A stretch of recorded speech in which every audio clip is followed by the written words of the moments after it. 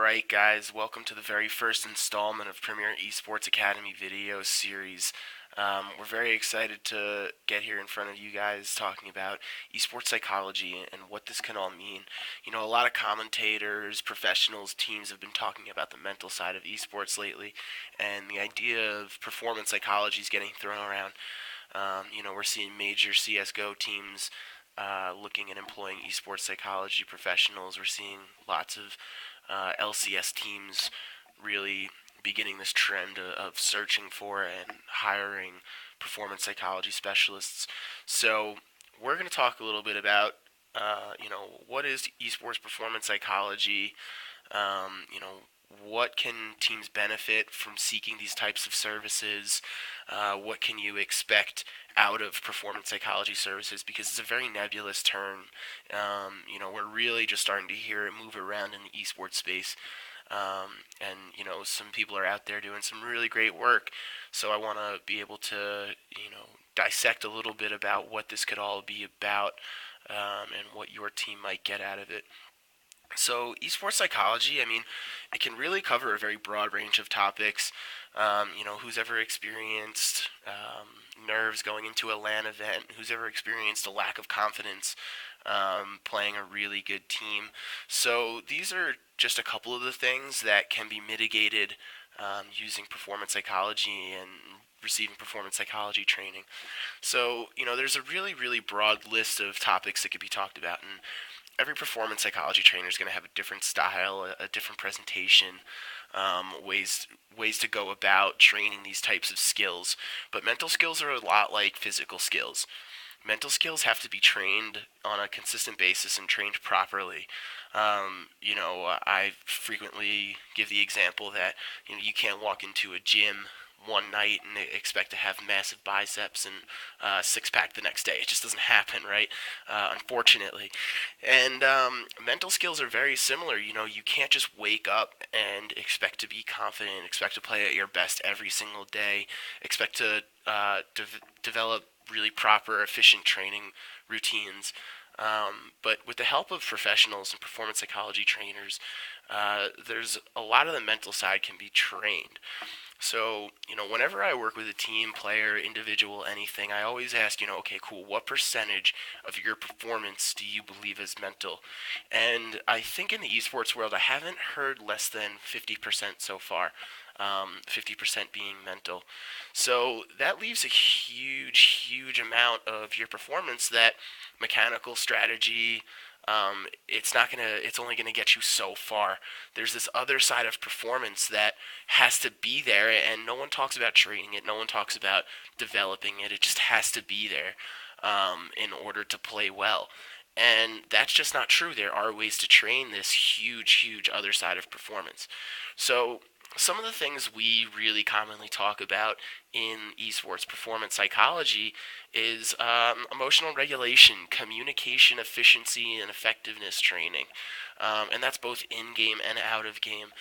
Not only do you have to make crystal clear calls in-game, but out of game you have to be able to be coachable, accept and receive feedback, making sure that you're interacting with your leaders, your shot callers, very in an appropriate manner.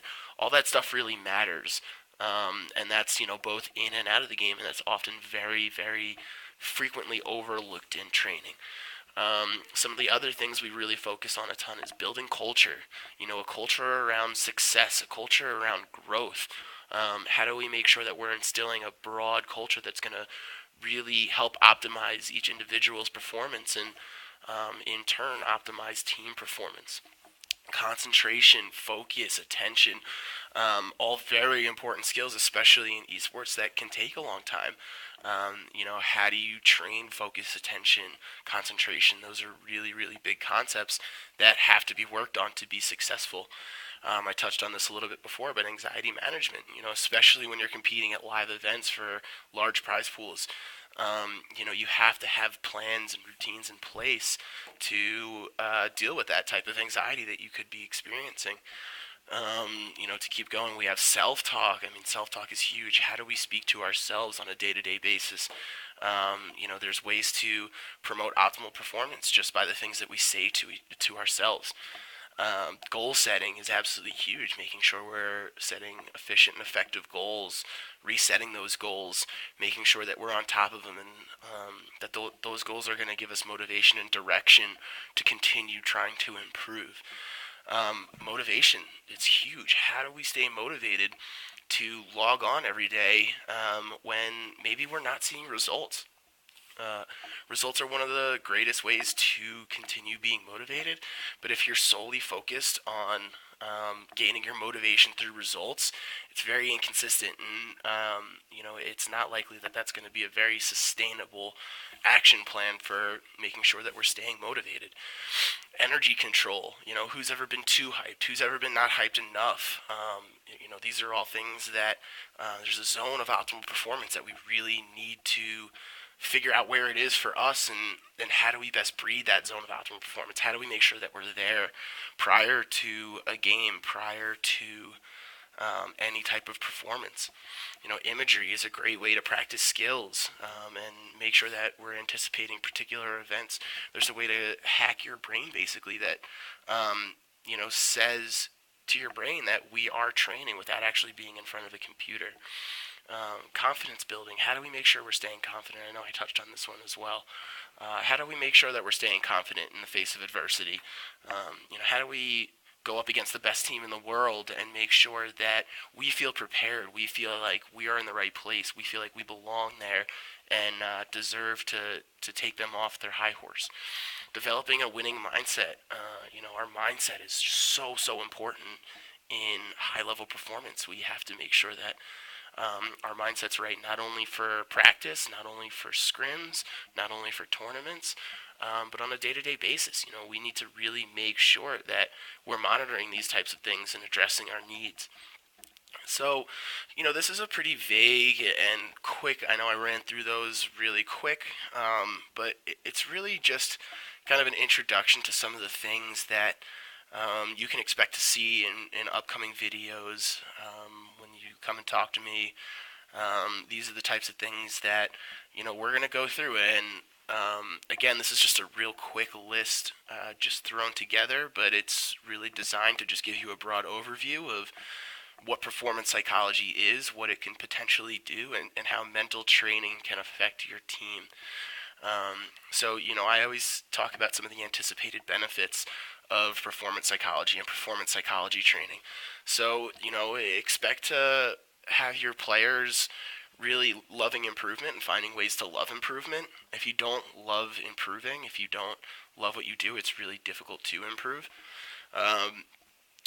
A stronger emotional set is another anticipated benefit from this type of training. So players will likely be much more prepared to experience particular types of emotions related to performance that can be managed, things like that.